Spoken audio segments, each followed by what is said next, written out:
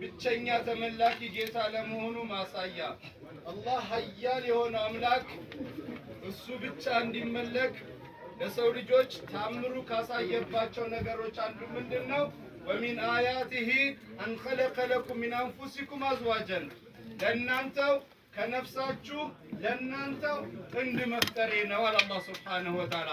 ከሴት ልጅ ወንድ ልጅ ይፈጠራል፣ ከወንድ ልጅ ፍትወት ሴት ልጅ ትፈጠራለች። ይህ ከኔ ታምሮች ነው አለ አላህ ሱብሓነሁ ወተዓላ።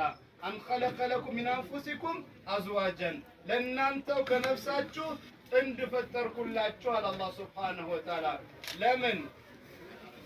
ሊተስኩኑ ኢለይሃ ወንዱ ወደ ሴቷ እንዲረካ ሴቷ ወንዱ እንድትረካ ይህን ተቃራኒ ጾታ ፈጠርኩላችሁ። ወጀዐለ በይነኩም መወደተን ወረሕማ በመካከላችሁ በባልና ሚስት መካከል አደረኩኝ ምን? መወደተን መዋደድን መፋቀርን አንተ ትብስ አንተ ትብሽ መባባልን እኔ ነኝ ያደረኩት።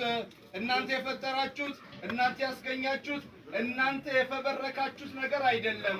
ወጀዐለ በይነኩም መወደተን ወረሕማ መዋደድን ብቻ አይደለም አላህ መተዛዘንን